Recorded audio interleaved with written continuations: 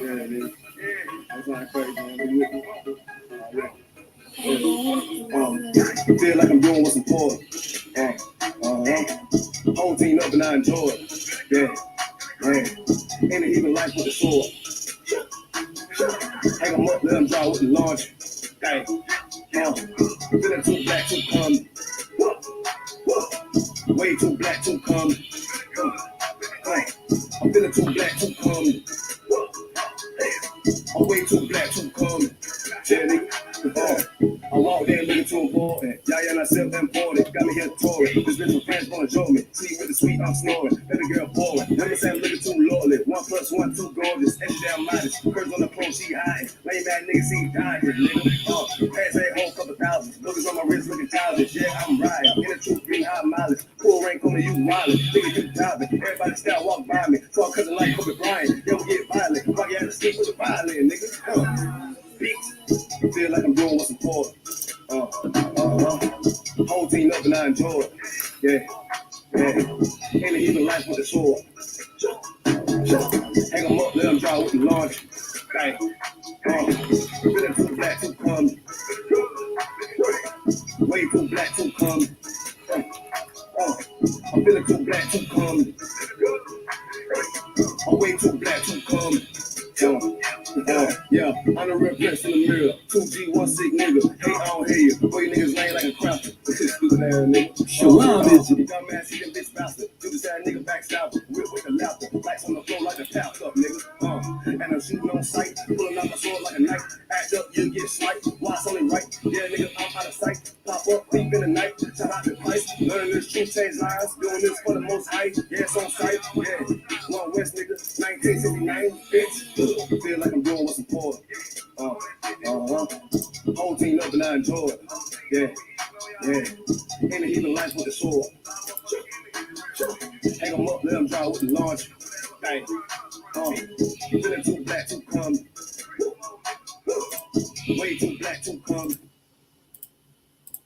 And when I mean Israel, I'm talking about the Black, Hispanic, and Native Indians. The Lord's 54th annual Passover is going down again this year, sundown, April 1st at 500 South Salisbury Street in Raleigh, North Carolina at the Downtown Conventional Center. It's got enough room for all of us. The Lord's 54th annual Passover. Last year, brothers and sisters showed up from all over the world, rocking ancient garments and glorious apparel in order to serve the Most High in Christ.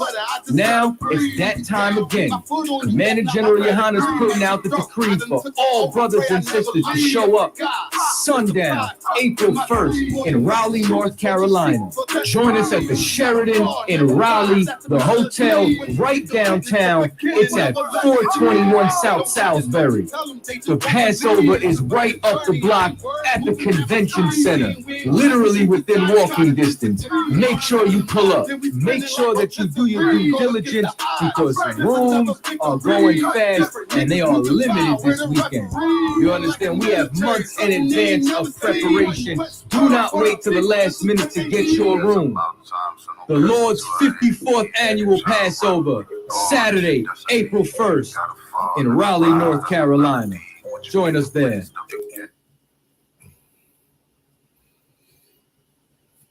All right, Shalom, Israel. We're going to get started.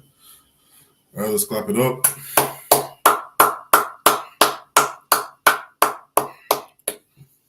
Okay, Shalom, Israel. Yahweh Shem Shabbat Thumb to all the brothers.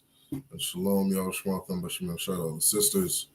I'm Priest and Officer Shari Wana, the Commander General YAHANNA. And tonight is Saturday night scripture breakdown class. Okay. All right, make sure you guys hit those sign-in links. Make sure you like, share, subscribe. Okay. If you're watching on YouTube, make sure you smash that like button. All right, we're live on YouTube. We're live on Facebook. Okay, make sure you share the class, like, share, subscribe. Okay. So tonight's topic, all right, I got a couple articles we're going to share. A couple articles we're going to get into. All right. And the topic today Okay, and I just took the topic today is actually the title of an article of a very serious issue that's going on in Canada. All right. It's a very serious issue going on in Canada. This is the reason why we're going to get into it. Yeah, a lot of people don't talk about it, like a lot of things in Canada. A lot of people don't know some of the things that are really affecting our communities. And most importantly, in the Israelite School of Universal Practical Knowledge, we focus on our people.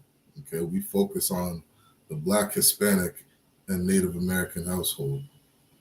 All right, and so we're going to see how some of these issues are going on in Canada are affecting us today. Okay, quick shout out to the chat. Shalom, Janice Bell. Y'all Shema Thumb Bashim Yashai. The water for tuning in, sis. Make sure you hit that like button. Okay, Shalom, Sawap. Y'all Bashim Yashai Barakatha. The water for tuning in.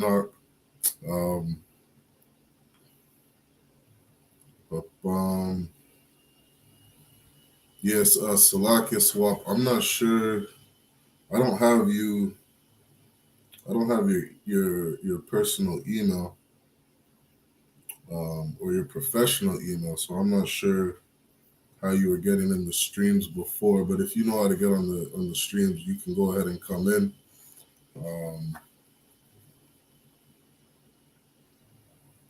Otherwise, I'm not sure if there's a way you could send me a private message so I can get you the link. That way you can jump in the class. But that's no sweat. Shalom again. Yabashim Shabbat Thumb. Shalom, sis. Kala, Yashma Thumb Bashim Yasai. Good to see you, sis. The water for tuning in. Make sure you guys hit that like button. Okay, and make sure you share the class. Okay. So tonight's class, it's titled Fatherlessness is one of the greatest social problems in Canada. Okay, and this is taken directly from an article itself. And let me share my screen. Okay, yeah, no sweat, so that's no sweat. But the water for tuning in. And again, if you guys have any questions, go ahead and put your questions in the chat. All right, put your questions in the chat. I'll do my best to get them answered. Okay, I'm going to go ahead and share my screen.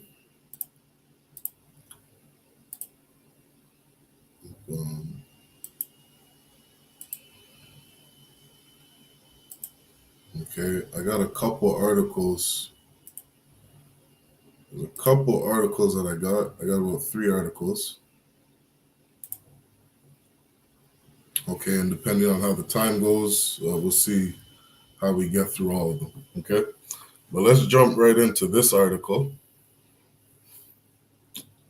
Make that a little bigger.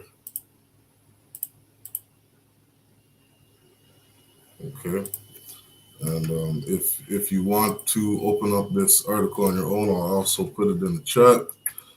So feel free to check out this information for yourself.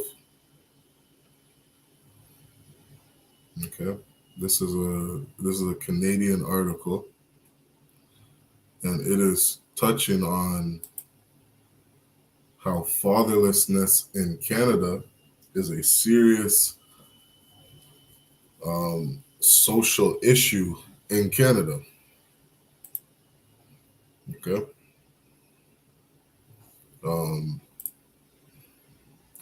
This article actually says, that's still a little small. Let me see if I can make this a bit bigger.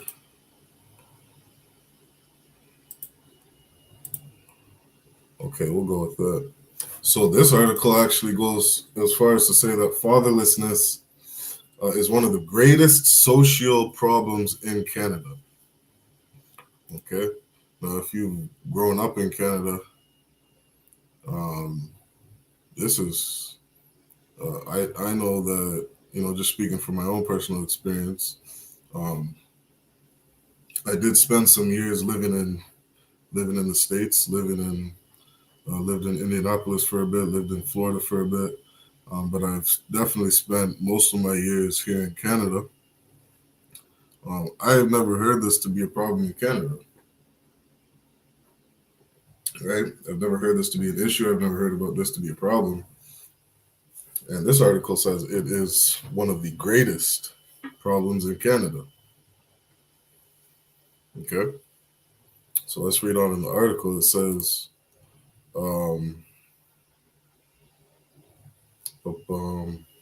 this is an interesting quote from Amy Alkin, the advice goddess, syndicate, columnist in over 100 U.S. and Canadian publications.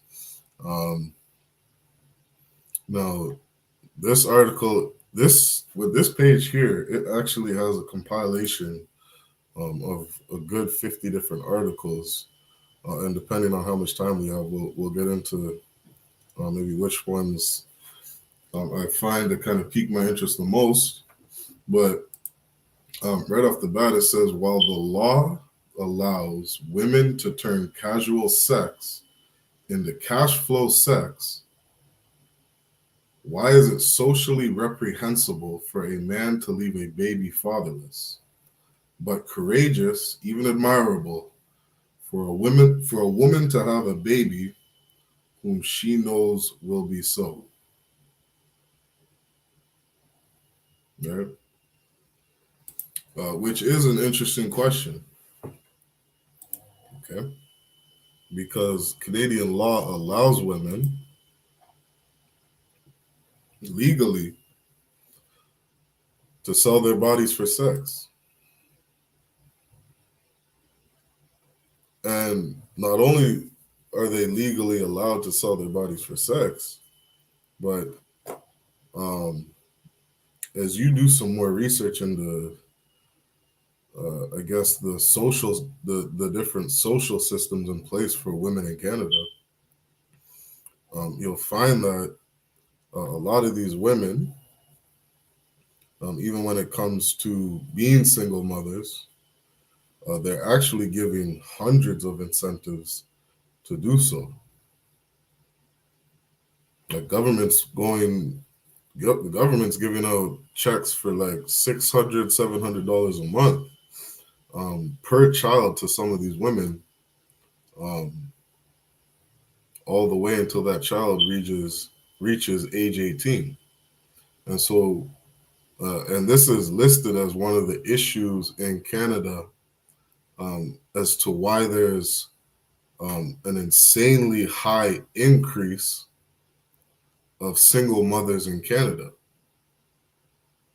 I remember one of the quotes I was reading, it was a source, I believe it was from a CBC article, is that they were actually saying that one of the reasons they believe there's an increase in single mother households specifically is because the government's giving them out free money. The government's taking care of them financially.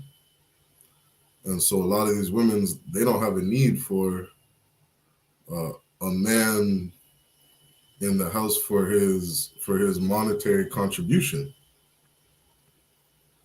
In turn, it has a lot of these women saying, why do I need a man? Right? So let's keep going. It says, fathers commit a tiny minority of child abuse and about half the domestic violence. Okay. And so in this particular article, right, we're going to go down a list, I guess, of some of the reasons why it's so important to have a man in a household. Some of the effects on children of growing up in fatherless homes. Okay. And so it's going to get into a whole bunch of different statistics. It says the vast majority of child, physical, and sexual abuse is committed in single-parent homes. Okay. I'll read that again. It says the vast majority of child physical and sexual abuse is committed in single-parent homes. Meaning if you're a child growing up and you grow up in a single-parent household, just alone, growing up in a single-parent home, you're more likely to be physically and sexually abused.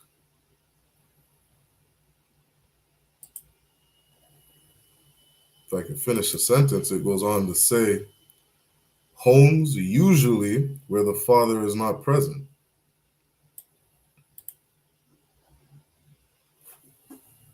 If you're a child growing up without a father in that household, the vast majority of all sexual and physical abuse amongst children is in a household where there is no father.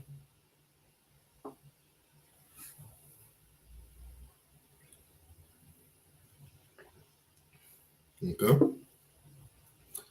These are different facts. These are statistics. This is done by different clinical psychologists, Statistics Canada. These are stats taken from the U.S., all over the world. And if you know anything about this particular topic, you will see that this is the same case amongst the entire world. Okay, you go anywhere on earth, if you're a child being raised by a single mother, you are more likely to have a whole bunch of things go wrong in your childhood. And the reason I'm bringing this article out is because something that I was taught being in the Israelite School of Universal Practical Knowledge, there's one thing that rings true, is that when you look at different issues going on amongst the earth,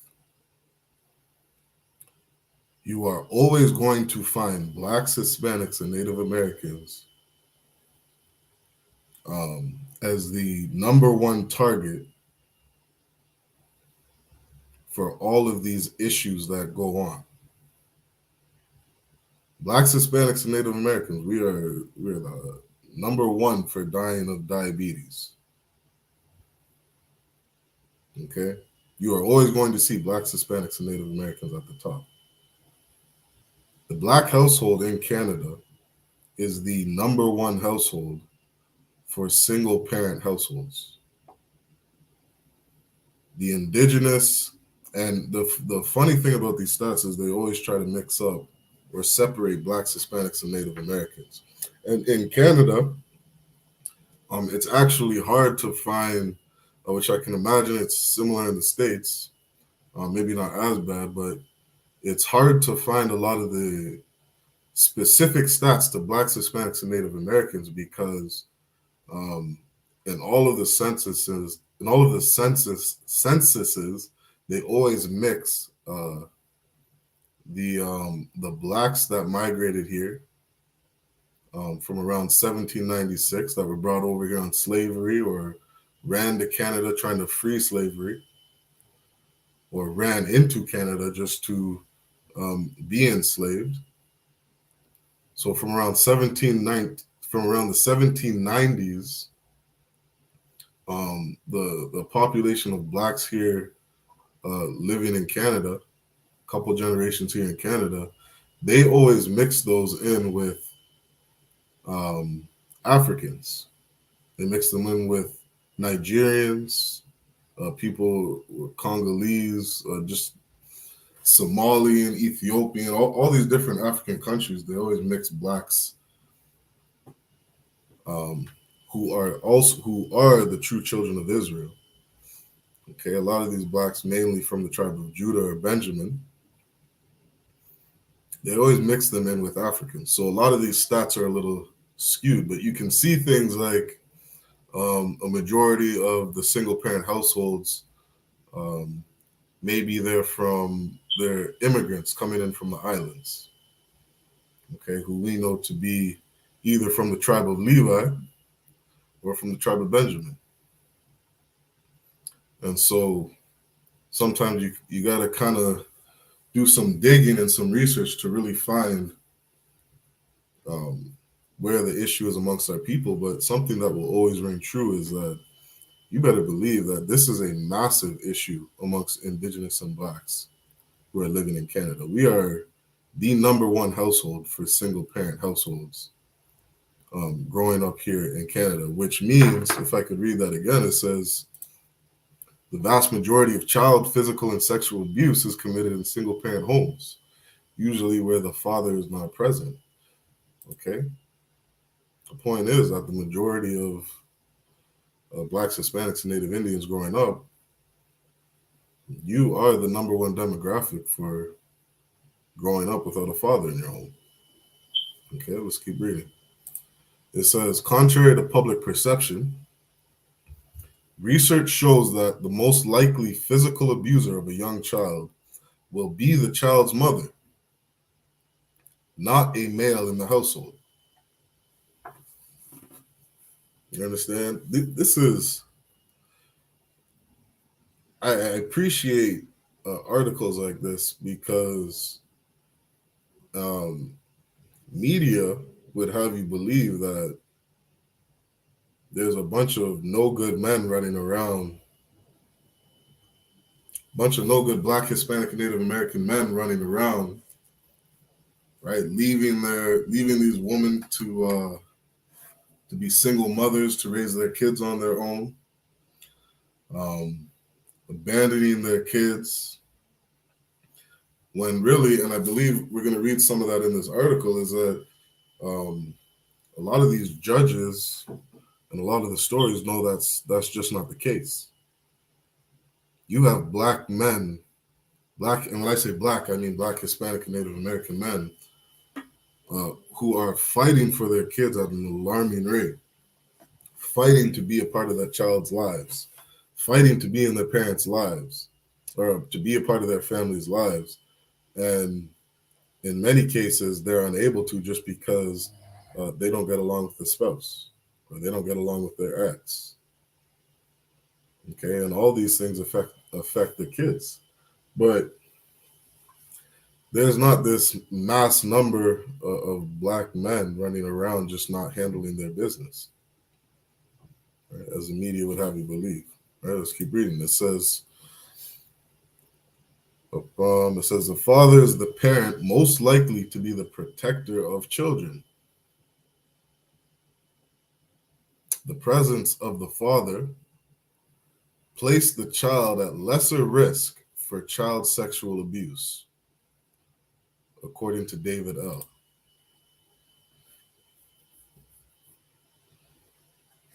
You're a Black woman in Canada, one of the #1 things you should be fighting for is to keep that Black man in the house.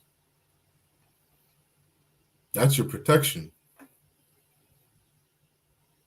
according to this study. It says a father is the parent most likely to be the protector of children.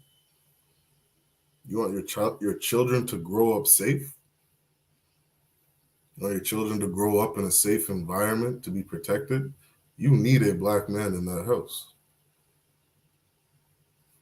according to studies. It says the protective effect from the father's presence in most households was sufficiently strong to offset the risk incurred by the few paternal perpetrators. Okay, so you got people who are, you got some sick people out there who are preying on our children. Without a man in that house, you don't have protection. You don't have protection for your kids, and you don't have protection for yourself. And studies know that. Studies show that. The government of Canada knows that.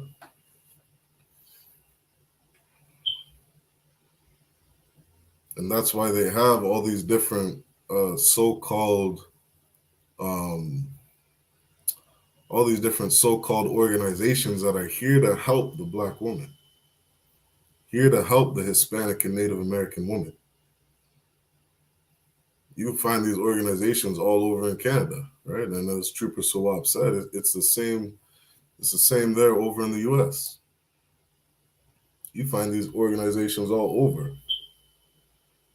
Let's give support to the Black woman. Let's give support to the Indigenous, First Nations, and Hispanic woman.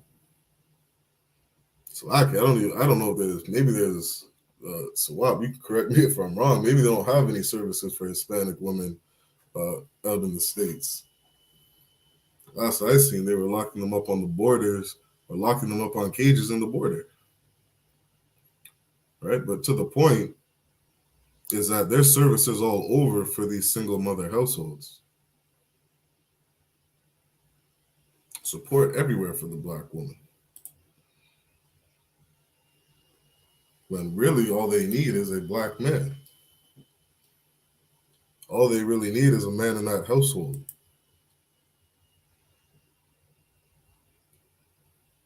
It says, the household risk and child sexual abuse in a low-income urban sample of women.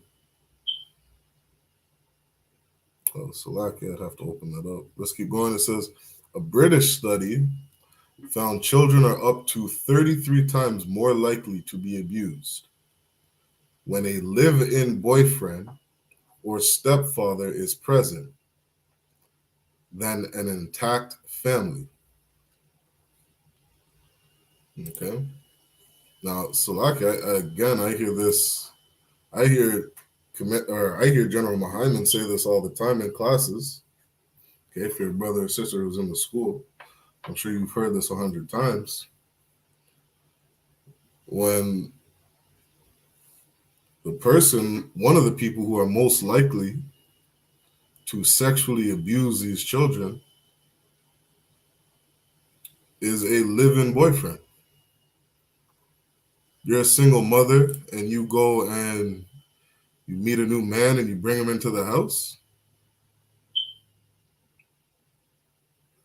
That new boyfriend that you have, that's the one that's going to molest your kids.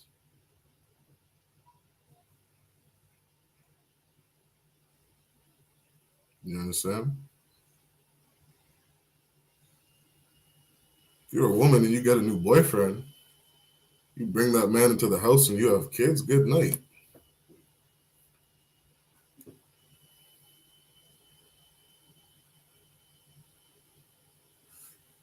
But it says, I'm going to read that one more time. It says 33 times more likely.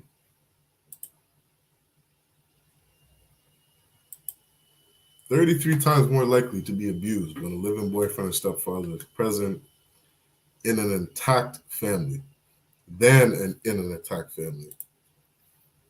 You understand? Like the percentage, the amount of the percentage that goes up.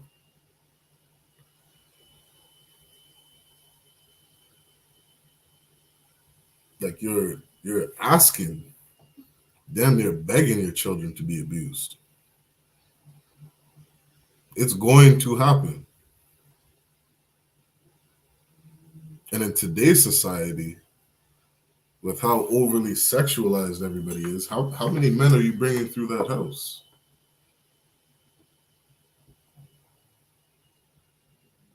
Last time I checked, brothers out here, they're going in on Tinder, they're going through 20 different women a week. That girl has 4 or 5 men come through her household every month.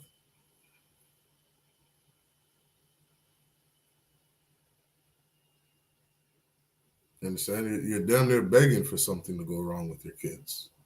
You're begging for something tragic to happen to your kids.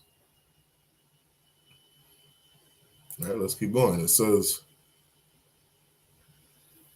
this is from Cornell University professor Yuri Bronfenbrenner. It says, one of the most eminent developmental psychologists of our time. He wrote, controlling for factors such as low income children growing up in father-absent households are at a greater risk for experiencing a variety of behavioral and educational problems. including extremes of hyperactivity and withdrawal, lack of attentiveness in the classroom, difficulty in deferring gratification, impaired academic achievement, school misbehavior, absenteeism, dropping out, involvement in socially alienated peer groups, and the so-called teenage syndrome of behaviors that tend to hang together: smoking, drinking, early and frequent sexual experience, and in the more extreme cases, drugs, suicide, vandalism, violence, and criminal acts. You understand? You want to know, to all the indigenous families living on reserves in Canada, why are our kids, I forget the suicide rate. I think the suicide rate, oh man, that suicide rate for kids before they hit the age of 16 was damn near something like 40%. It was some insanely high number for Native Indian kids living on those reserves. Why? Because this is one of the reasons right here. You don't have a father in the household. You're being raised by a single mother.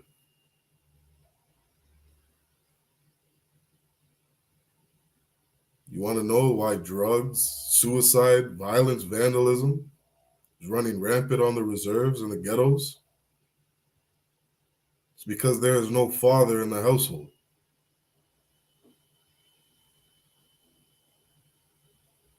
You understand? And that's just to name some of the problems.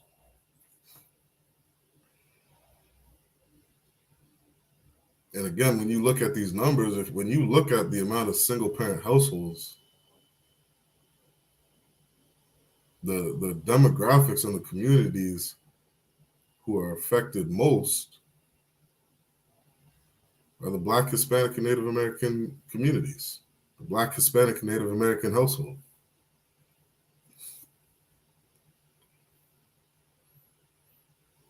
All right. I'm going to pull a verse up. Let's jump to, I believe it's Matthew. We're going to go to Mark. Let's go to the book of Mark. Mark chapter 3 and verse 27.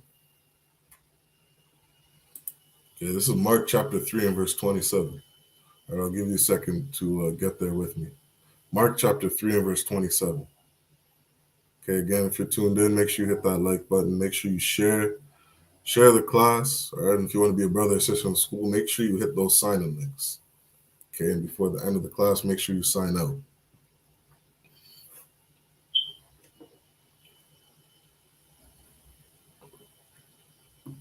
All right, this is the book of Mark, chapter 3 and verse 27. It says, "No man can enter into a strong man's house." Understand? No man can enter into a strong man's house.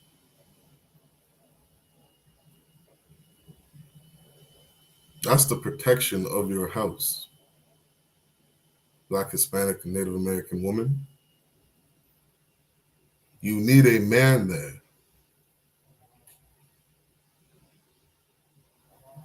Nobody can enter into a strong man's house.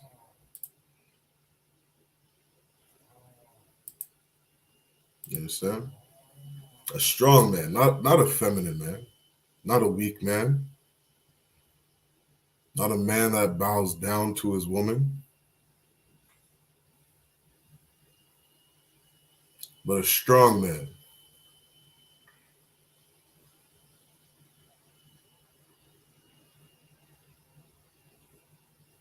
You understand? Nobody can enter into a strong man's house. This is according to God. And spoil his goods. You can't get into that man's house and spoil his goods. You can't just walk into a strong man's house and destroys the things that he has. You can't just run up in there and take his kids, do something to a man's kids. You can't just get into a strong man's house and harm his wife.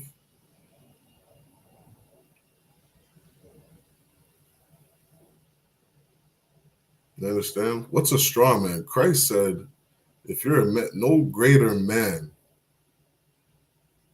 I'm just paraphrasing.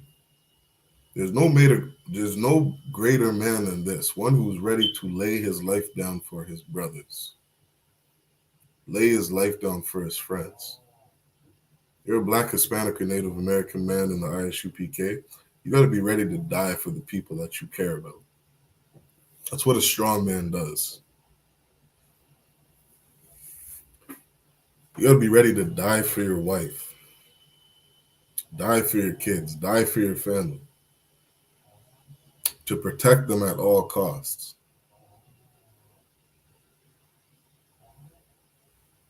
These are the kind of men that we need inside of a household. Men who are willing to sacrifice in order to protect their family.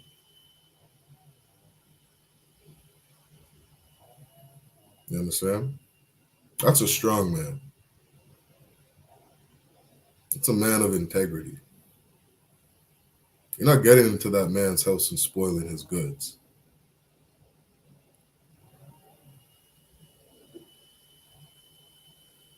You understand? There's another verse in the Apocrypha that says, loosely paraphrasing, it says, do good to the godly man. You do good to a godly man, you will get a recompense. You'll get a repayment for the things that you do. You will be recompensed for doing good to a godly man. The Bible says, if not from him, from the Most High. And I'm bringing that verse out to say, as a man in the I.S.U.P.K, I am very careful about the people I let around my family.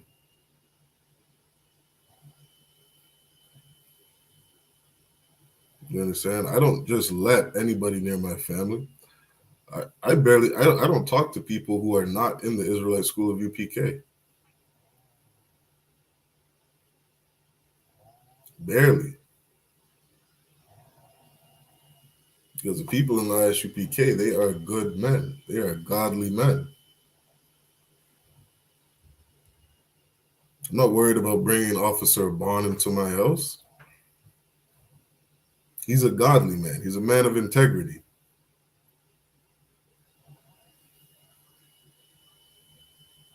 I don't got to worry about what he does around my wife. I don't have to worry about what he does around my kids.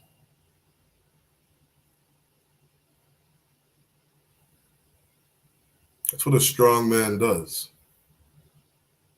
A strong man is one who keeps the commandments of God. He obeys them. He doesn't let people get over on him. He keeps godly men around him.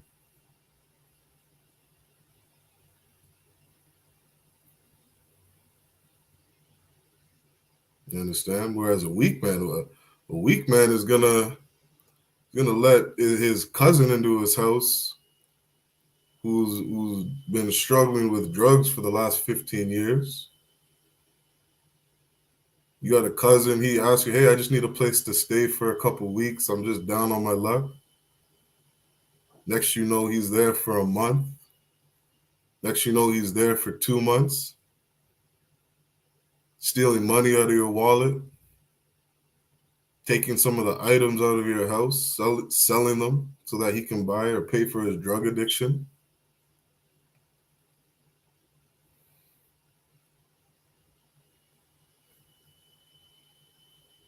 That's how you let somebody destroy your house. That's how you let somebody harm your family. The Bible says, do good to the godly man.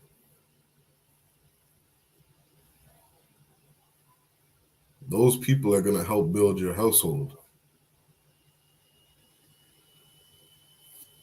Right? When keep reading, it says, no man can enter into a strong man's house and spoil his goods, except he will first bind the strong man, and then he will spoil his house. You want to know how to destroy the Black, Hispanic, and Native American household? You got to bind the strong man. It's that simple. Remove the black man out of the house. What did Commanding General YAHANNA say? He said, we need a black man in every black house. That's what will fix the problem.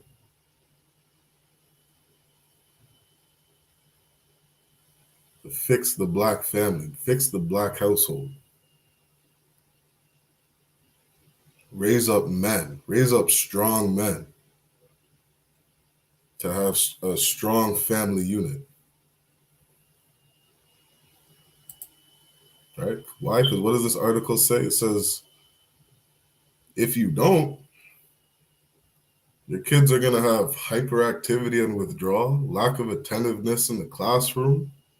They're going to be dropping out. They're going to be skipping school. They're going to be on drugs, suicide, vandalism. They're going to be getting suspended, expelled. They're going to be getting into gangs at a young age. Violence, going to wind up in juvie. Those correctional facilities for youth. They're going to be more sexually active.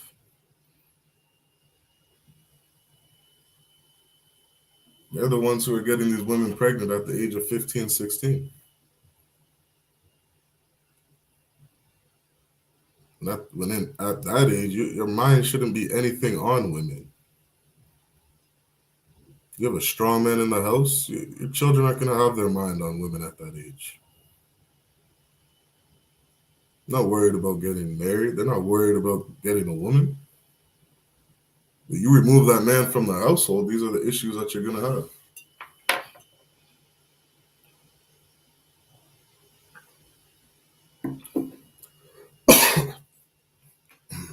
Right, let's keep reading. It says, paternal abandonment. Right, and so Thawada Sawap for posting those verses.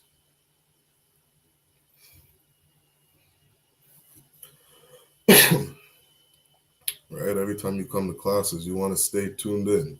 Right, you want to stay focused. You want to take notes. Right, go to class 6-7 days a week.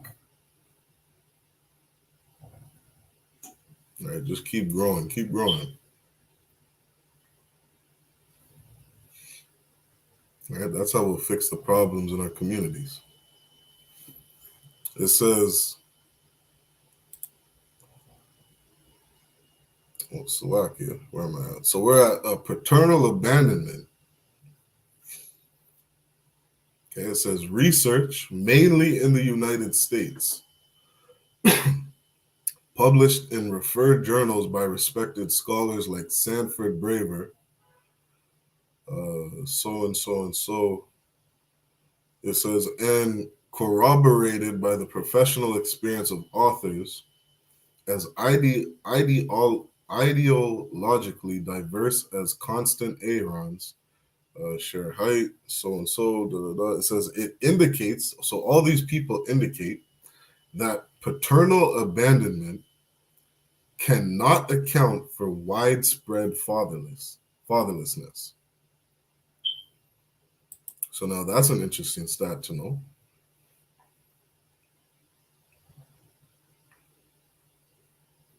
Paternal abandonment.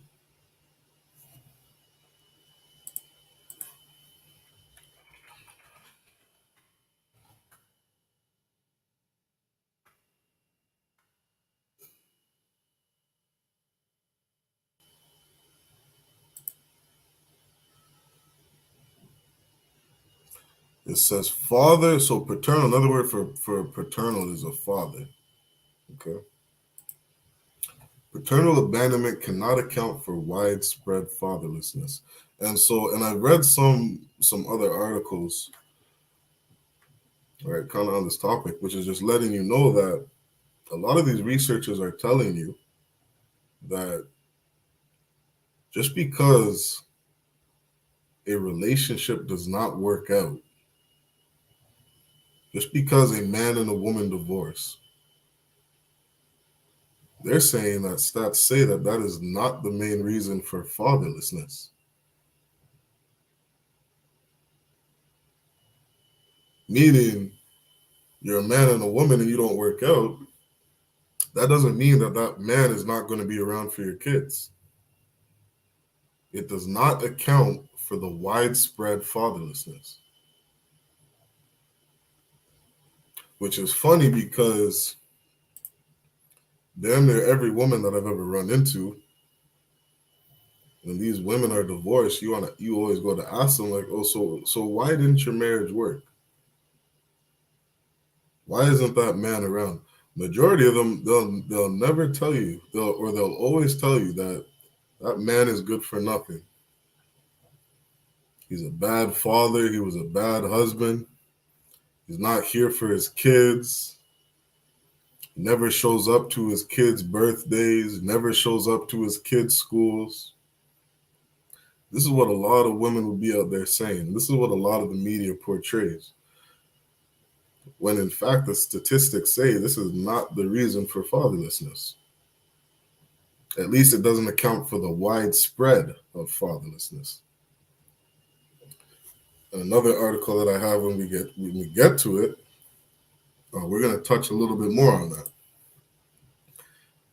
All right, so here's just a couple stats. It says, father deprivation is a more reliable predictor of criminal activity than race, environment, or poverty. Right? Meaning, just because you're Black, Hispanic, or Native American, just because you grew up in the ghetto, barrio, or reservation, just because you grew up in poverty, which is damn near the story of all Blacks, Hispanics, and Native Americans, these stats are telling you that those are not the main reasons for a lot of these issues in our community. Right? Here's some of the stats. It says 72% of all teenage murderers, 72% of all teenage murders is because there is not a man in that household. Just because you're Black doesn't mean you're a criminal. Just because you grew up in poverty or in a ghetto doesn't mean you're a murderer. But if you grow up without a father in your house, 72% of the time, if there is a teenage murder, it's because that child did not have a father. Doesn't say a mother, a father.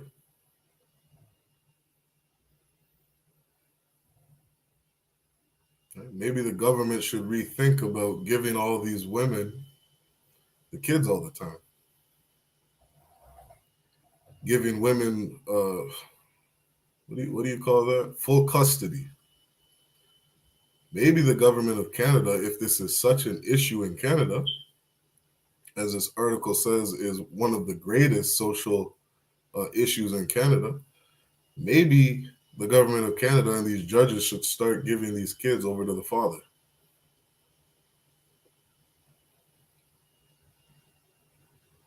It says 60% of rapists, 60% of rapists in Canada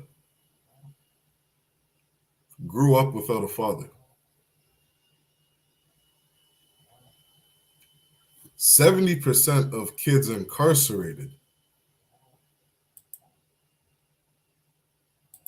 these kids grew up without a father.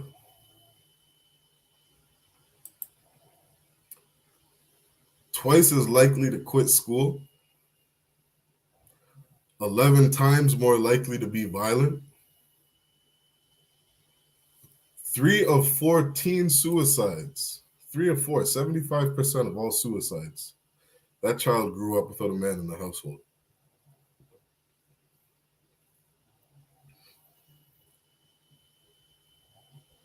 Is anybody else seeing the problem here?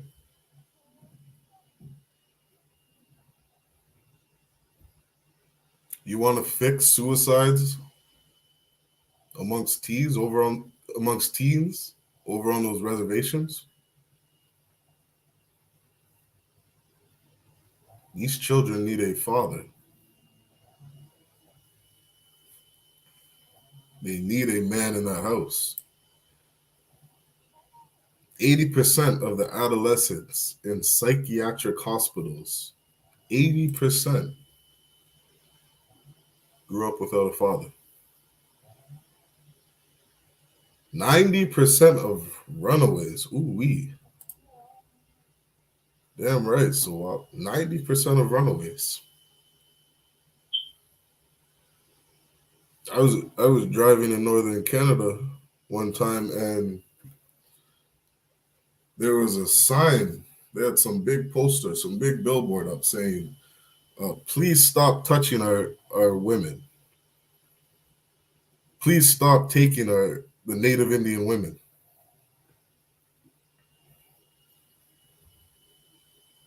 All these missing women, all these missing kids, all these missing teenagers.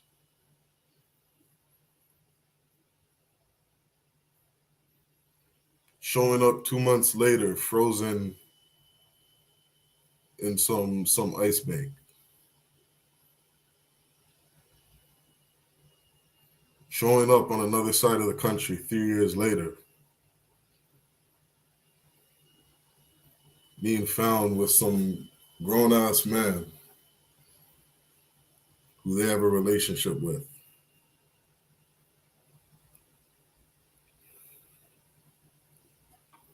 And the amount of missing Indigenous women in Canada is insane.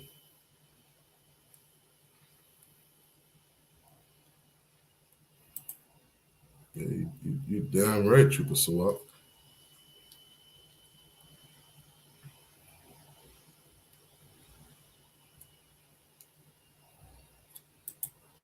Yeah, man, 90% of runaways. The child is running away because there is no man in their household.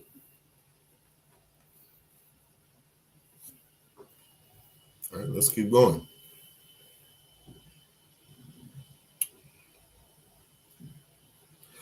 And these sources were from the National Fatherhood Initiative from the USA, U.S. Bureau of Census, USA, and the FBI USA.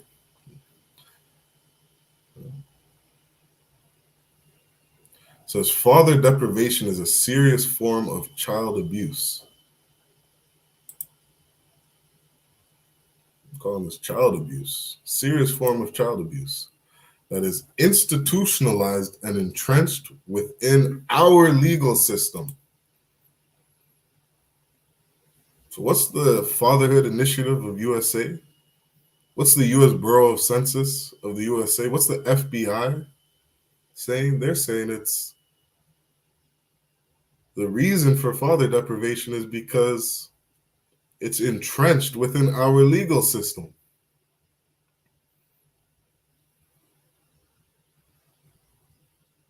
Damn. I thought the reason for single fathers was because there's a bunch of no good Black, Hispanic, and Native American men. I thought, Trooper Sawap, I thought the reason all these kids were growing up without a father was because all these Black, Hispanic, and Native American men are worthless.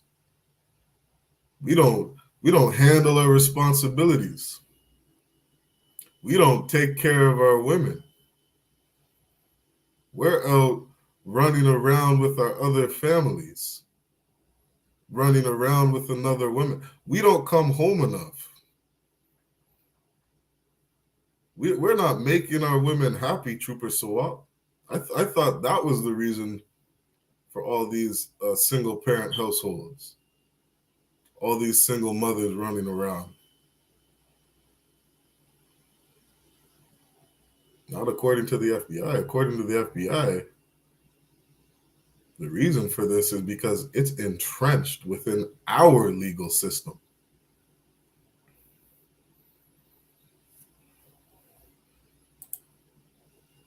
Whose legal system is that?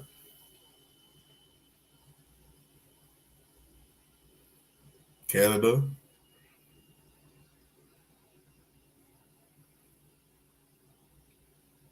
Is that the Black, Hispanic, and Native Americans legal system?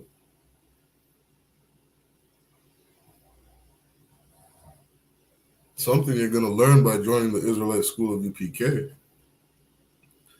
is that this is damn near the foundation to everything. One of the main foundations of this school, one of the main foundations to life. You want to be successful as a Black, Hispanic, and Native American man, you got to understand something, that the oppressor is the goddamn devil the Bible speaks of. These people that are ruling over you is the goddamn devil that the Bible speaks of. Their legal system is the reason that your kids are committing suicide over on those reserves. Their legal system is the reason why your kids are being locked up in jail. Their legal system is the reason your kids are on drugs, why your kids are sexually active. That's their legal system.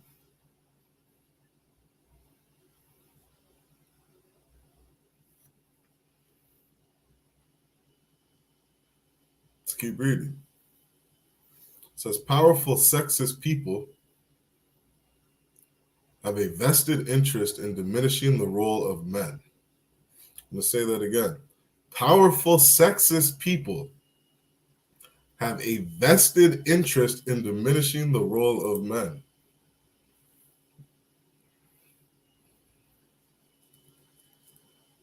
Yeah, all you feminists running around Canada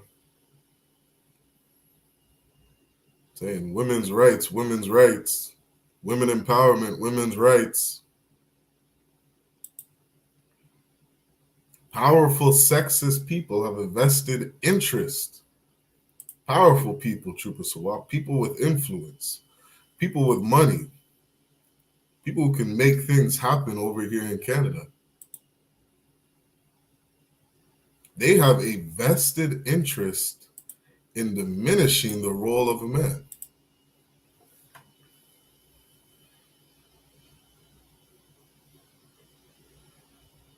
They have a vested interest in your child committing suicide. They have a vested interest in your child being on drugs. They have a vested interest in your children being in gangs. They have a vested interest in all these things. Because when you remove the man from the household, this is what happens.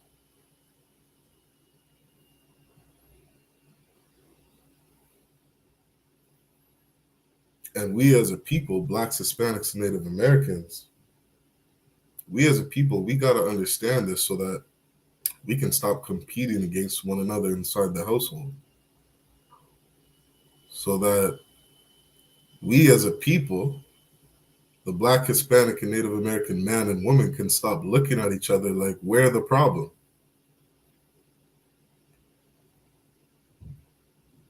When there are people out there with influence, powerful people who have a vested interest in seeing you fail, seeing your household be destroyed, diminishing the role of a Black, Hispanic, and Native American man. There's people with vested interest in doing this.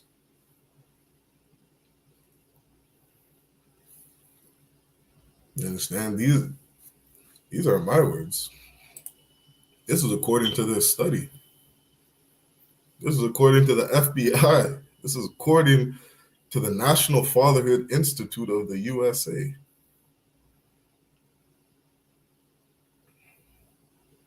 That's what they're saying.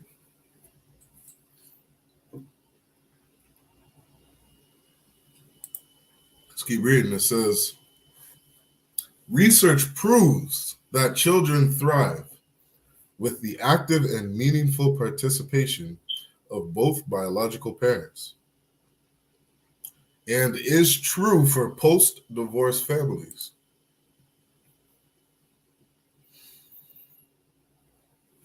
Children thrive when you have two parents in the household. You have a father and a mother.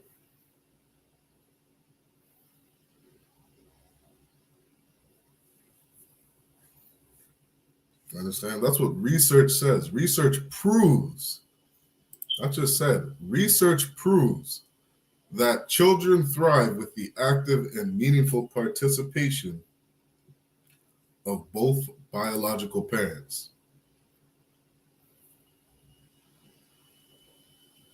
All right. Let's grab that verse.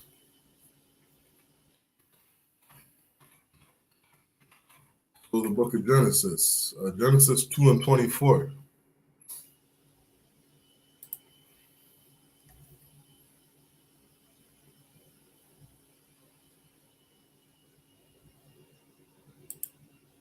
Genesis chapter 2 and verse 24. I'll give you a second to get there. I'll read that one more time. It says, research proves, okay, this is proven. These are facts, according to this article. According to this article, that these are facts that children thrive with the active and meaningful participation of both biological parents. What does Genesis chapter 2 and 24 say? Genesis 2 and chapter 24 says, therefore shall man leave his father and mother, and shall cleave unto his wife.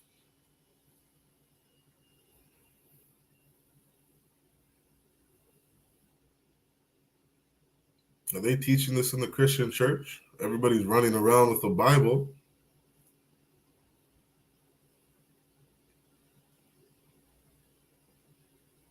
The Bible says that a man and a woman should cleave to each other.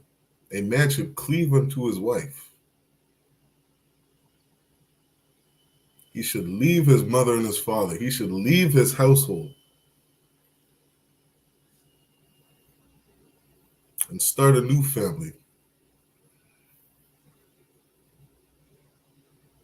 That's what the Bible says. That's what men and women should do. They should start their own family. They should stay together. They should work out their issues. They should work out their problems. They should learn to love one another and start their own family. That's what the Bible says. And research says that if people would do this, then all these issues in the Black, Hispanic, and Native American household, they'll go away.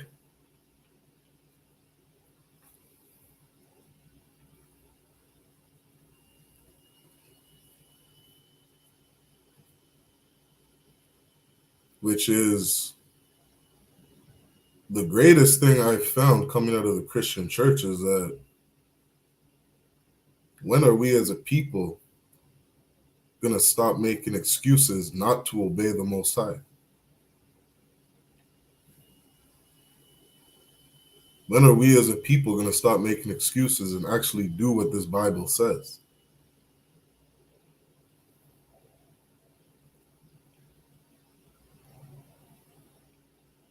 You go and meet somebody and make a family with that person, stay with that sister. Stay with that man. Go to counsel. Work out your problems. Work out your issues. And what else does it say? It says, and is true for post-divorce families. What does divorce look like for the Canadian Black family? You guys split. You guys split up. You go into your own households. But according to this study, even if you split up, you go your separate ways. If both of you stay in that child's life and raise that child, you will get rid of all those problems.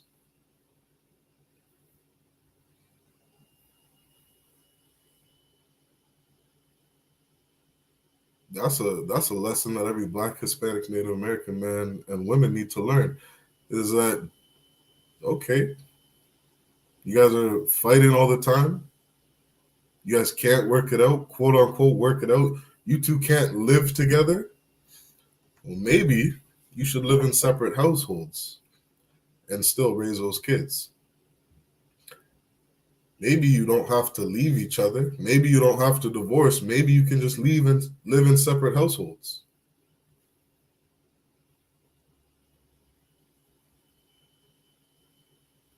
Maybe you can put all that petty shit behind you and still raise that child.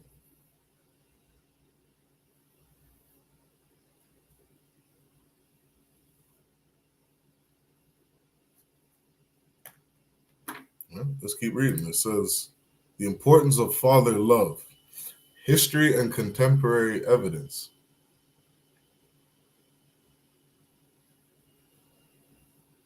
According to history and contemporary evidence, it says, father love is as important as mother love. Kids need both. It says, father love predicts specific outcomes better than mother love. That's some stats that people need to look into. You're going to find out if you do some research that statistically, kids are more successful being raised by a man. Statistically, kids do better when they're being taught and raised by a man.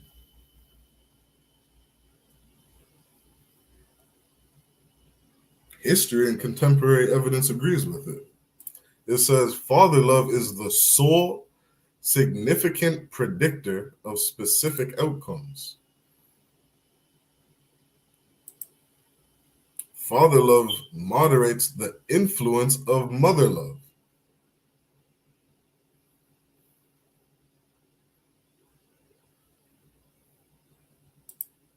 Uh-oh, there's some responsibility on the men.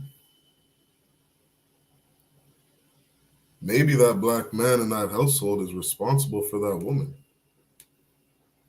Maybe that Black man, according to history and contemporary evidence, is that he can teach that woman something. He can influence that mother's love. He can be an example to that woman on how to properly care for those kids. That's what history and contemporary evidence says. Let's keep reading. It says, paternal versus maternal parenting may be associated with different outcomes in sons and daughters. Okay, let's keep reading. It says, here's some more stats for children who grew up fatherless.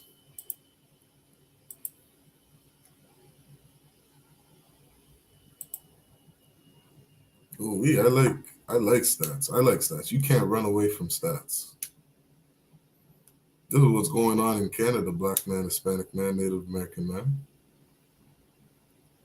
These are things that you should be worried about. These are things that you should be thinking about when you're getting into a relationship. Is this the right man for me? Is this the right woman for me? Is this somebody that I can spend the rest of my life with? Because if you don't see that person as somebody you can spend the rest of your life with, you have no business laying down with that person. You have no business starting a family with that person.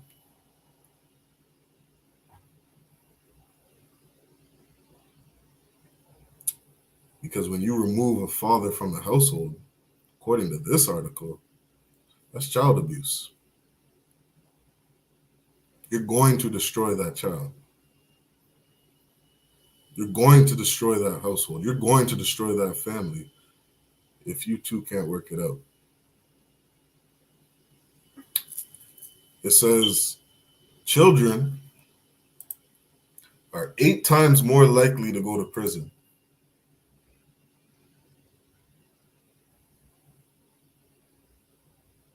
Children are 8 times more likely to go to prison. Now, Salakia, we did a class in Canada a couple of weeks ago, not too long ago. Now, somebody can correct me if I'm wrong, but I'm damn near 90% positive.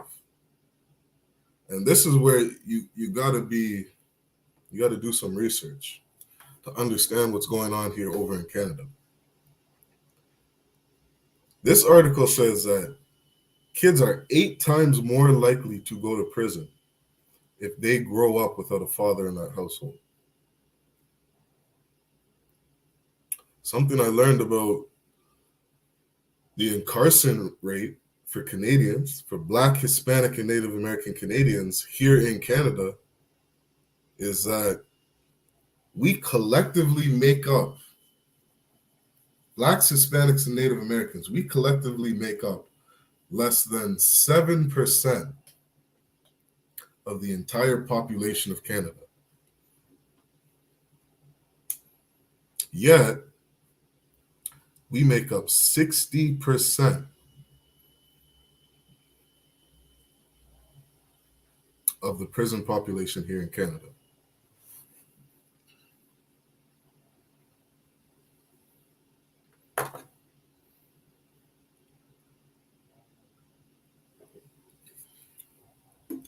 Blacks, Hispanics, and Native Americans in Canada, we make up 60% of the prison population.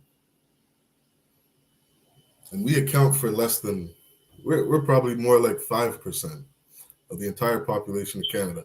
And the reason it's probably, why they show that it's at like 6 or 7% is because they include Africans, they include the Inuits,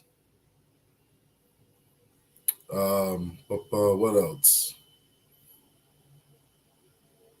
I believe it's Africans and Inuits that they include in that census of being as identifying as Black or Indigenous in Canada.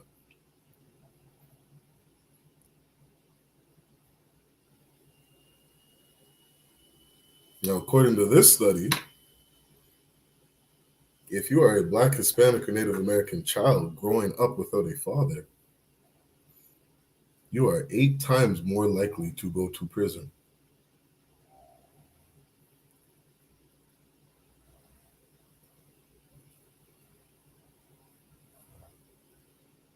Now, according to the FBI, their legal system is the reason that you are growing up in a single mother household.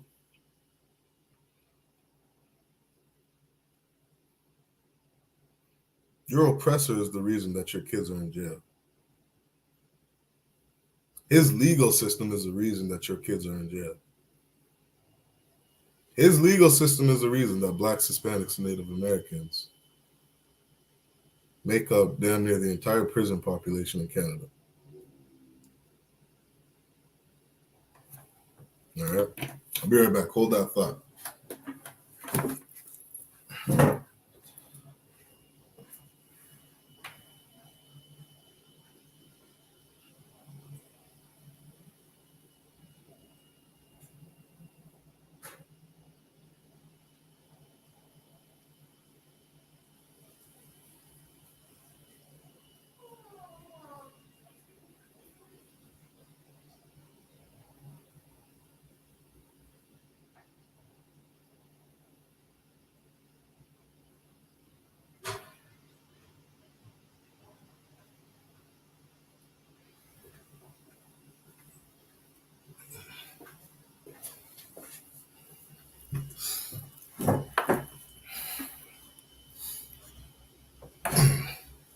All right, let's keep going. We're going to move to this article because we're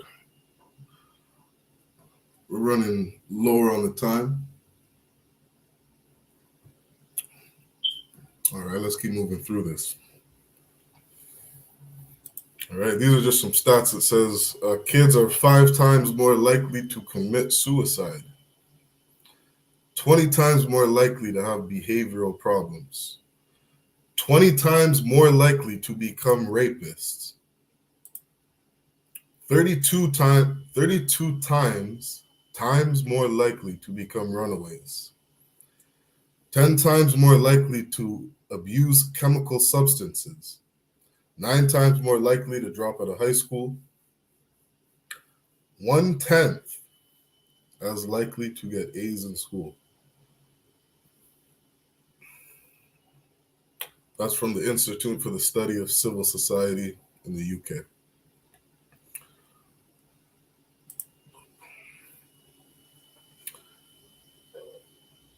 All right, for time, let's drop this article. Okay, because, and I posted that article in the link. If you want to read through it, you can go through that more yourself. There's a lot of good information in there if you want to learn more about your people. Okay, but just for time's sake, I want to get into this article too. Go into a couple verses and then we'll end the class. All right, again, make sure you like, share, subscribe to our YouTube and our Facebook page. Make sure you share this class.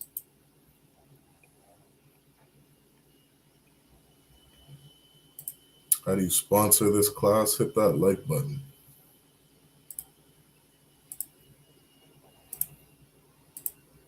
Okay. And so what you're seeing from that article, you're seeing the issues. You're seeing some of the major issues amongst Blacks, Hispanics, and Native Americans. Why we're in the state that we're in. Why we go through some of the things that we go through. Why it's so important to fix the Black household. Because our kids growing up without a father in that house, it is destroying our youth. It's destroying our nation. It's destroying us as a people.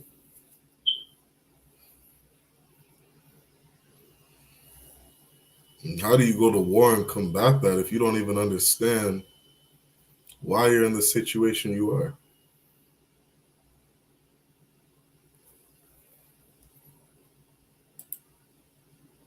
Okay, let's run through this article really quick. It says, most Black kids, are not fatherless.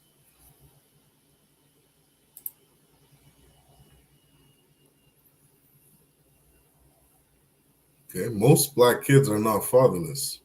Now, at first reading this, I remember thinking like, oh, okay, is this a contradiction to what I just read? Pulling out all those stats, all the statistics on all these kids being raised without a father. Well, let's see what this article has to say. It says, amid the debates raging now over racism in America, there's a myth rearing its ugly head. It's one I've been fighting to end, and one that all of those committed to both racial and gender equality should learn about.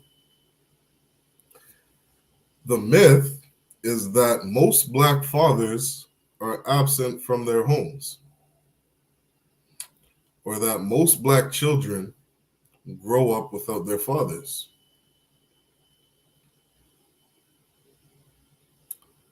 According to this article, he says both of these claims are false. Let's keep reading. Still, the myth shows up in tweets carrying misleading statistics, often from people blaming fatherlessness for numerous problems facing the Black community. It also comes from officials such as Dallas Police Chief David Brown, who said 70% of the African American community is raised by single women.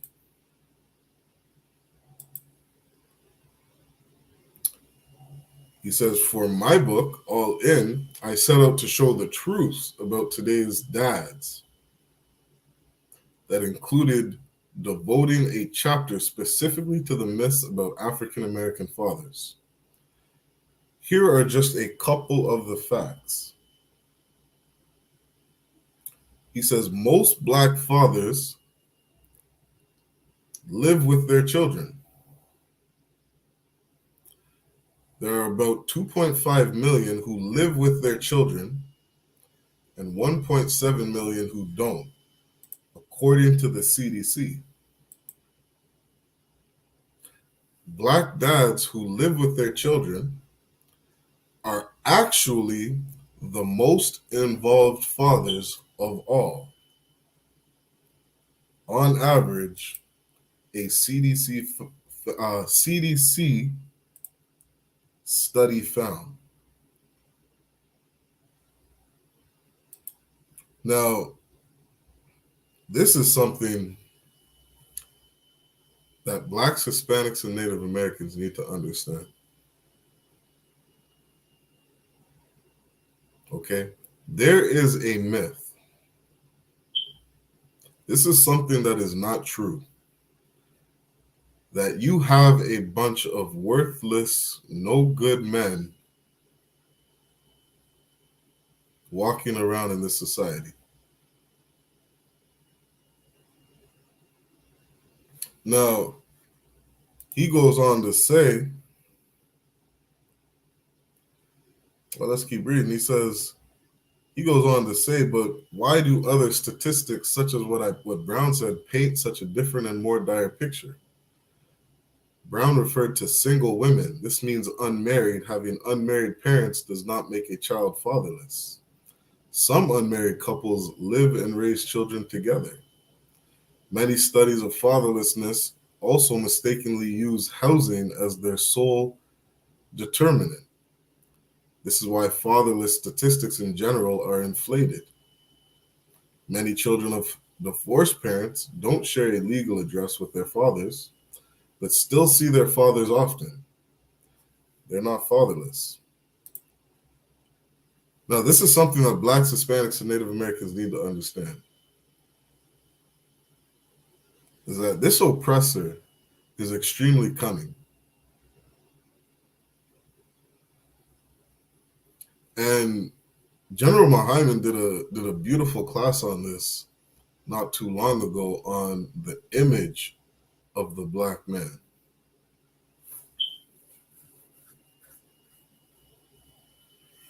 The image on the Black, Hispanic, and Native American man, and how important or how detrimental, how influential of the media plays on the Black, Hispanic, and Native American household.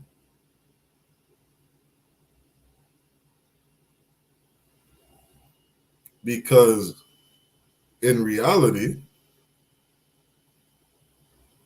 Black, Hispanic, and Native American men, they're showing up. They want to be a part of those children's lives.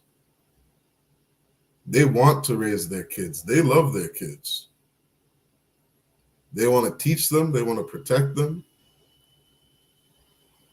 They want to raise them, want to guide them, protect them.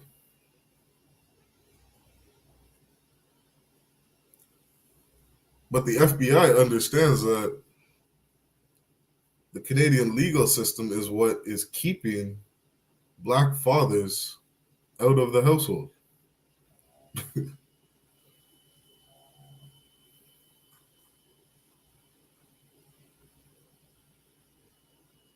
Black men are fighting to keep their women. Black women, the statistic of how many Black women are marrying their own, marrying other Black men, marrying within their race, fighting for the Black household. We're actually doing a decent job of caring and loving for one another. In the sense that we care to make families work. We care to raise up healthy families. We care to give a good environment to our kids.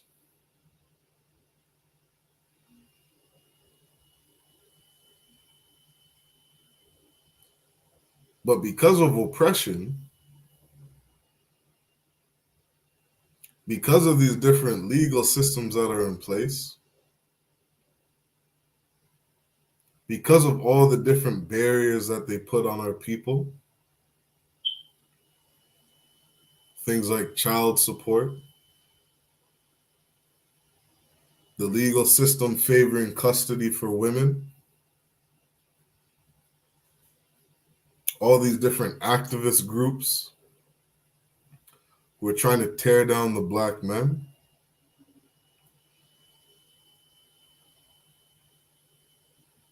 These are the reasons that a lot of our kids are growing up without a father.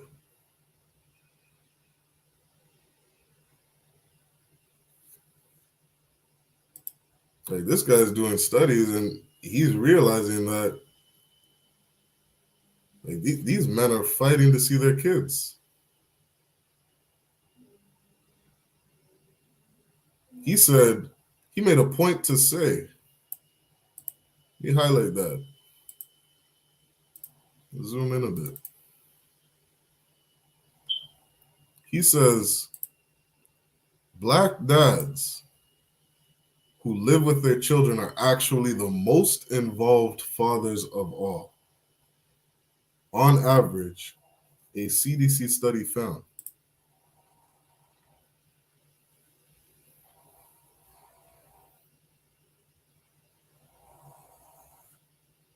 Black fathers amongst all. We love our kids.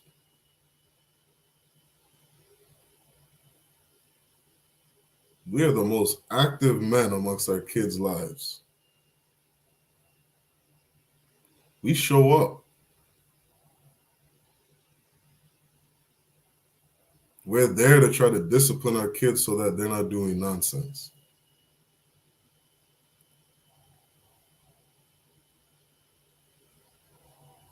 But because of oppression,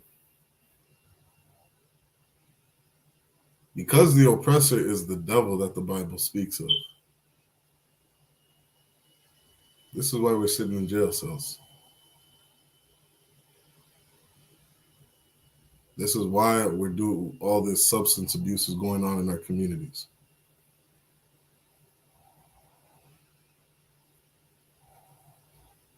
This is why the suicide rate is so high amongst the Native Indians.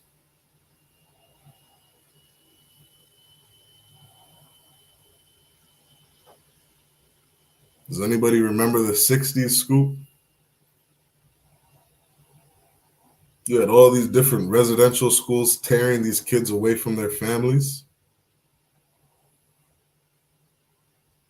That wasn't the indigenous family not working out. That was the Canadian government ripping children from their homes, forcing them into residential schools, forcing them away from their parents.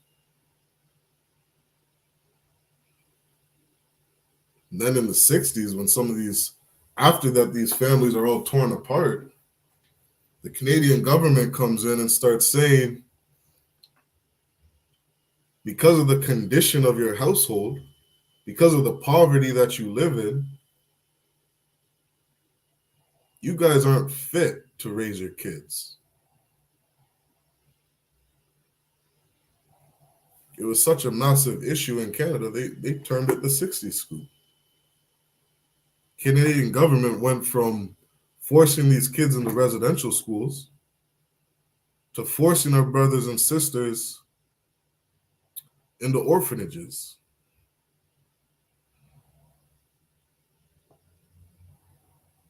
Forcing them into the, what do they call that?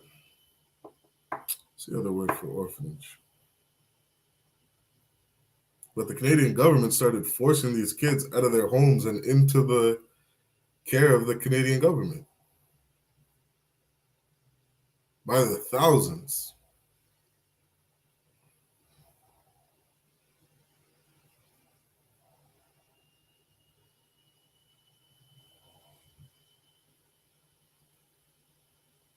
Canadian government is the reason that your kids are growing up without parents. Canadian government is the reason why you're being raised in a single mother household.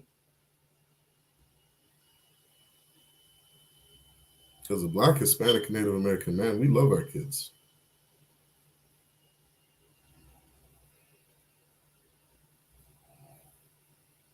Right? Let's get into some scriptures.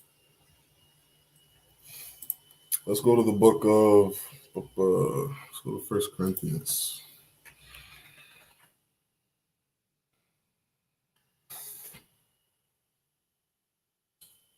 First Corinthians chapter 11 and verse 13.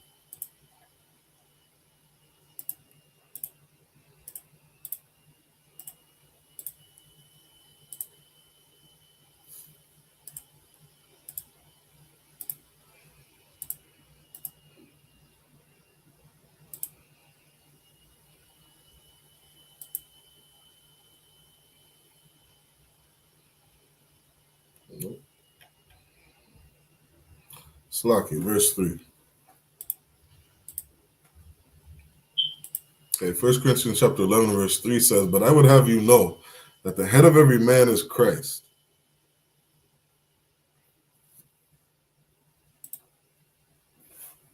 We as a people got to start obeying this Bible. The head of every man is Christ. That's what God says. What does it mean to be a head? It means to be an authority.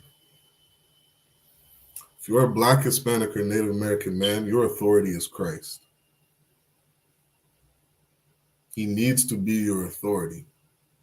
No ifs, ands, or buts. Not your pastor, but Christ.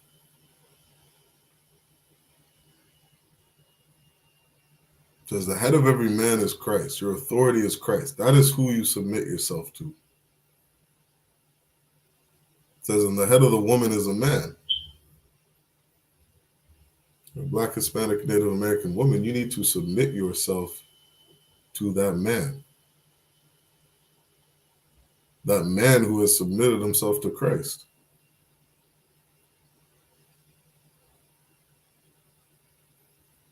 And the head of Christ is God. We got to learn rank. We got to learn order. We got to learn structure in the Black, Hispanic, and Native American community. Inside of our households. Inside of that household, that man is the authority. He has a role to play. God understands that. The Most High understands that. And that's why he put that order there for the household.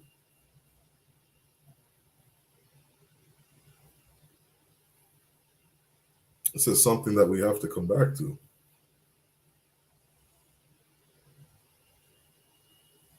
Because our kids are facing some serious challenges.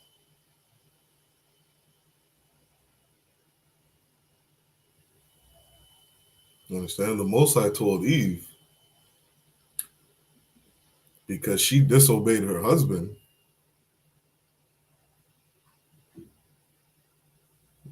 that when she gives birth to kids, it was going to be painful. It was going to be hell for her.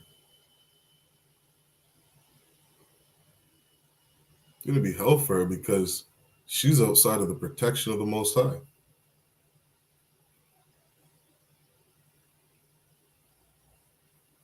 She went outside the protection of her husband.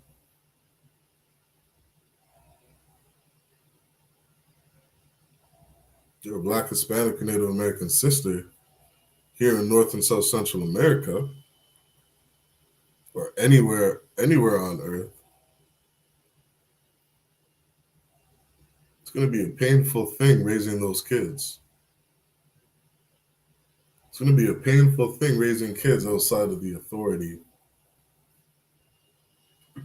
of a man who submits himself to Christ.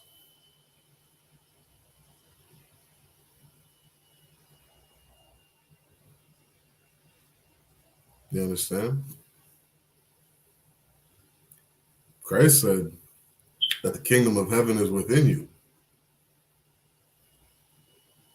You want some protection inside of your household, then we got to start obeying Christ. This is a safe place in the I.S.U.P.K for Blacks, Hispanics, and Native Americans. You understand? The Passover is coming up real soon, and I'll tell you one thing: I'm not worried about my kids being at that Passover. I don't got to worry about what happens to my kids when they're at that Passover.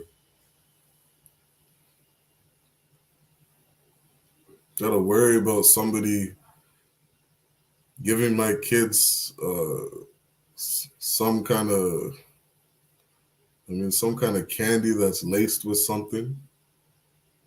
Got to worry about somebody running off with my kids. I got to worry about a man or a woman touching or molesting any of my kids. Why? Because we're under the shadow of the Almighty. We're under the protection of the Most High. We're under that protection because we keep the law, statutes, and commandments. We're amongst righteous men and women of integrity.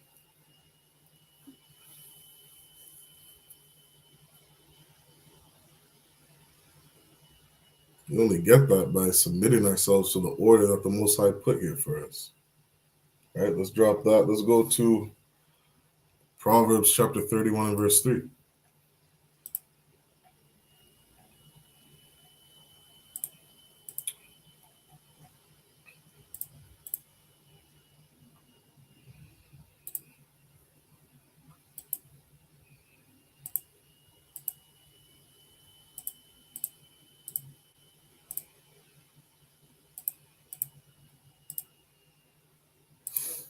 All right, Proverbs chapter 31 and verse 3. What does it say?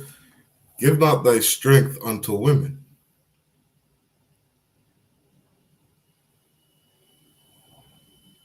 This is the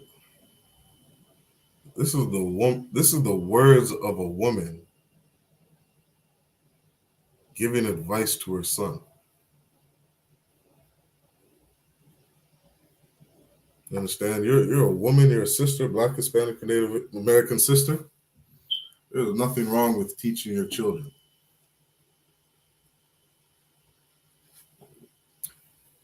Teach your children how to obey the law, statutes, and commandments of the Most High. It's a good and that's an honorable thing that you should do as a woman. And a lesson for men that we got to understand is that don't give your strength unto women. Islam I.S.U.P.K. Hey, shalom. You got to understand not to give our strength unto women. What is our strength? It's your position.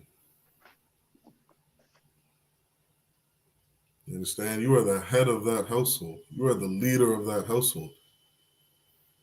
You submit yourself to Christ. You do as he says. And don't give up that leadership to any woman.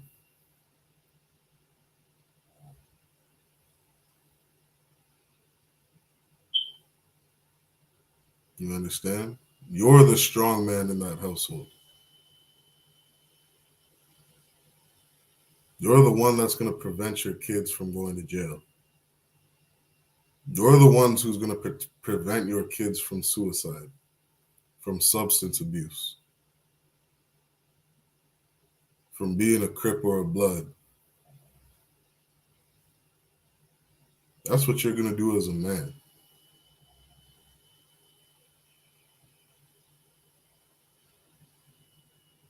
You understand? And Salaki is some game for men. You give your strength unto a woman, she's going to hate you. That woman will resent you.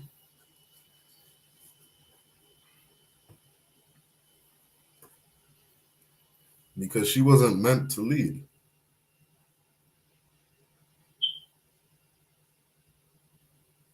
She wasn't meant to rule over that household.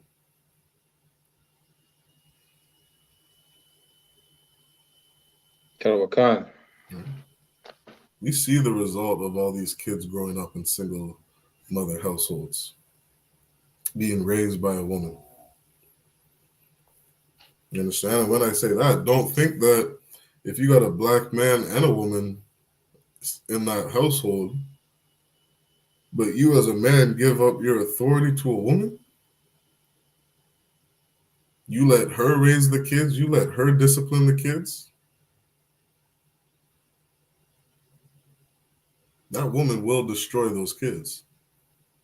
Right. You understand? Give not thy strength unto women. That is an order. That is a command.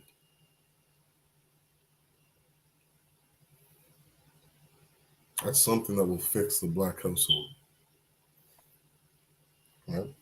Let's go to Genesis chapter 3 and verse 16. Karawakan, let me get another one. Oh, that's not.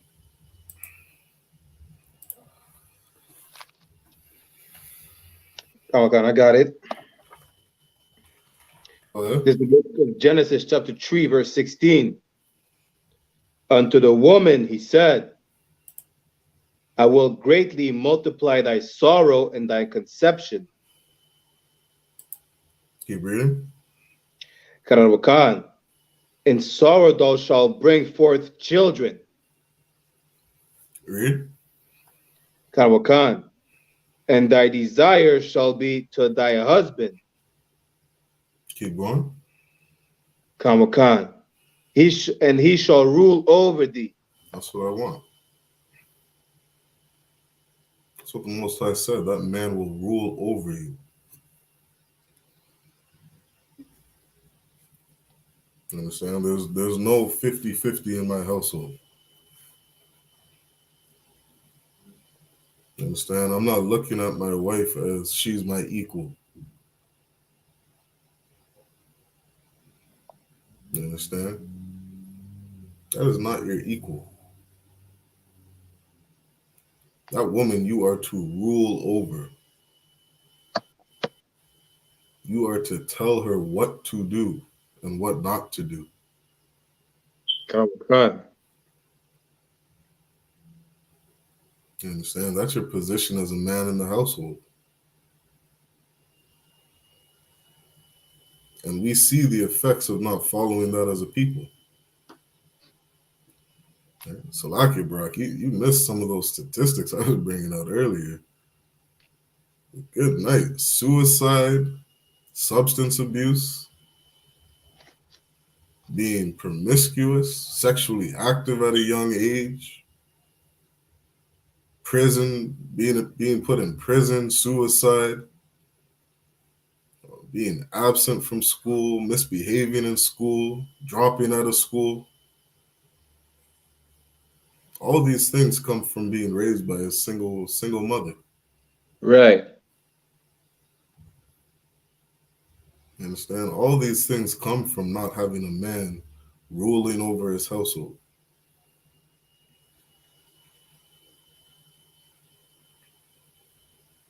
You take that black man out the house, you've destroyed that household. Right? Slacky, bro, grab one more verse for me, and then we're done on the time. Grab Ecclesiasticus 25 and verse 22 for me. Karawakan. Maybe we have time for one more after that. All right. Well, it's 10 o'clock now. Yeah, let's grab that one more verse, and then we'll end there. You understand? But we got to take that authority back. Right? I'll quote it again. Commanding General YAHANNA said, we need a black man in every black house. Damn right. You understand? Commanding General YAHANNA said that because that's what God says. That's what Christ said. That's what the Most High said.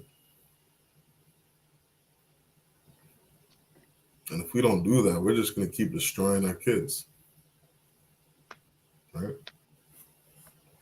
Go ahead and read that when you got it. Karawakan, Ecclesiasticus chapter 25, verse 22. A woman, if she maintain her husband. If she what? If she maintain her husband. Right? A woman, if she maintain her husband, if she bosses her husband around, A woman tells her man what to do and what not to do. She steps into the role that God did not create for her. Keep reading. Karawakan is full of anger. Is what? Is full of anger. That woman don't want to rule the household. You understand? These Black, Hispanic, and Native American sisters, they don't want that responsibility. Right. You understand? And we as men got to understand that, you know what I mean? These sisters today, they are looking for a man to rule that household. You understand? Cap Kataza said, we got to create an environment for these women to where they can feel safe. We got to create an environment for women to where they can just sit back and follow orders. You understand? That's a responsibility of the man. And women, what does it say? I believe it's in the book of Hebrews. It says, don't grieve those who have the rule over you. Don't grieve those who are responsible for your soul. You understand? I'm loosely paraphrasing. Don't grieve them because they're responsible for you. They're the ones who are going to make you righteous. They're the ones who are going to put you right with the Most High. So when that man is giving you orders, don't grieve that man. Don't make it hard for him to rule over you.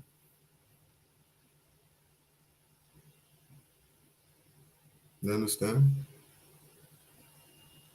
Because when his sister is going around giving all the orders, she is full of anger. Keep reading.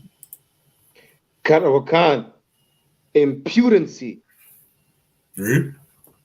And much reproach. That's in the Bible. That sister's going to hate you. That sister's going to resent you.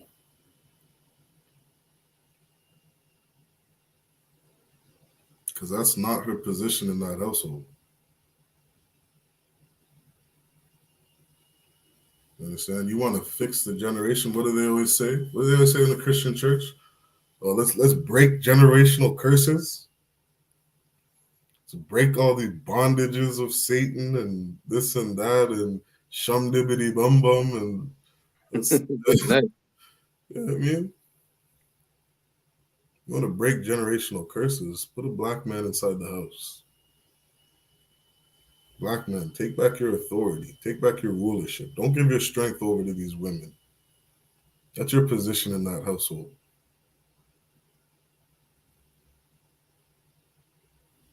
You understand? I can speak for myself as a man. I have no problem giving my woman orders. Why? Because I take orders.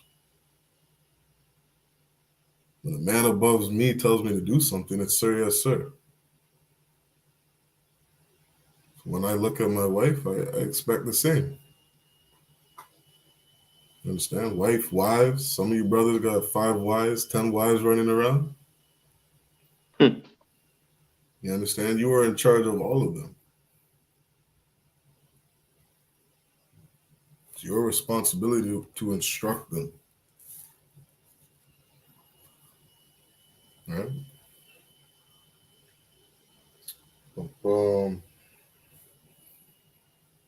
Let's grab one more verse. Let's grab where do I want to go?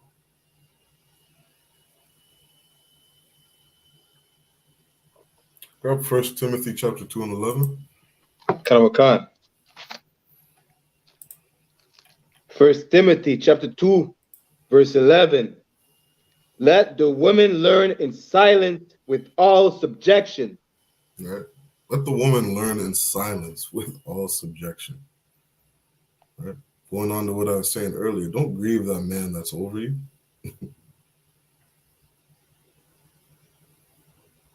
Don't come at that man with all that attitude. A lot of brothers don't want to hear it. A lot of brothers don't want to deal with it. So a lot of brothers secretly love that attitude. You understand? But what's most important is that we follow the orders that Christ gave us. Because women, you are in subjection. You are to submit to that man that is over you. Keep reading. Karawakan, verse 12. But I suffer not a woman to teach. Come on, we can drop that. Karawakan. Right? You understand? So with that, I'm just going to say, we want to fix this black household. We want to fix these issues amongst our communities. Right? We got to come back to this Bible and start obeying the orders that Christ gave us. Got to start obeying the order that the Most High put forth for us. You understand? We got to start battling this oppression. You understand? Because it's not just us. We're not the reason. Right? We're not the sole reason for all these things going on in our community. This oppressor that's over us is the reason for half of our problems, for all of our problems. Salakia, book of loosely paraphrased, it says in the Apocrypha in Ecclesiasticus, it says, you know, anytime there's woes, anytime there's something that you're going through, he is there. The oppressor is there. He is behind everything that we're going through. Because Blacks, Hispanics, and Native Americans, we want our household to work. We don't want all these things for our kids, for our families. He's the one destroying our families. So we, as a people, we got to come back to getting proper leadership, getting proper order, obeying those that are over us, obeying the Most High, doing what he says, not just speaking about it, but doing it, not making excuses, and fix the black household. All right? So with that, I'm going to say Shalom, Israel. Yahweh Shem Shabbat Thumb. Yahweh Shema B'Shem Yahushai, all the sisters. Make sure you hit those sign-out links. Make sure you hit the sign-out links before Salakia, before you leave the class. Come, go ahead. Do you want me to grab the security announcements? Kanak, if you could, grab the security announcements. Karawakan. Okay. So with that, I'm going to pass the class off to Priest and Officer 500 Brock Olive. All right, throw out. Karawakan. This is the I.S.U.P.K security announcements. We are the I.S.U.P.K, started out at 1 West 125th Street, Harlem, New York. Rule for new brother and sister. When a new brother or sister comes into the school, they are off limits for 6 months. They are to be saluted only. They are here to shed themselves of the world. If they need transportation, the teacher will arrange it. After 6 months, if a brother or sister has an interest in a particular person, he or she must get permission from the head to speak to a brother or sister. There is another 6 months in which the brother and sister will court each other. After the 6-month period, the brother and sister will get permission from the head to marry. Tithes, which is a commandment. Numbers chapter 18, verse 21, and Malachi chapter 3, verse 8 to 10, means tenth in the Hebrew, ma'ashara. 10% of every penny of any increase the Lord gives you, gives to treasurer department or teacher, priest fund, free will offering for priests, not mandatory, whatsoever amount you would like. Upcoming holy convocation. 1 second, we have coming up the Feast of Purim, which is the 14th day and the 15th day of the 12th month, which lands on Sunday the 5th of March and Monday the 6th of March. You can read about it in Esther chapter 9, verse 20 to 31. Reminder for all Akim and Akwat to check the bulletin board in the hallway of their school if they have a physical school in their zones. If any brother wants to be a trooper in the school, to start wearing all black, boots, shirt, pants, headband, and scarf. With that said, we're going to give a courtesy salute to the brothers and a courtesy salute to the sisters. Men of Israel, Amajam, which means to stand. We're going to give a courtesy salute to the brothers. Men of Israel, Amajam Shabbat. Amajam, Barak, Yahweh Ba Hashem, Yahweh Shabbat. Yajamata, which means hands down. When of Israel Sar, which means to turn and face the sisters if any of them are in your presence. We're going to give a courtesy to the sisters. Men of Israel, Amajam Shabbat, Amajam, Barak, Yahweh Shamar, Al-San, Ba Hashem, Yahweh Shai. Yajamata, which means hands down, class dismissed.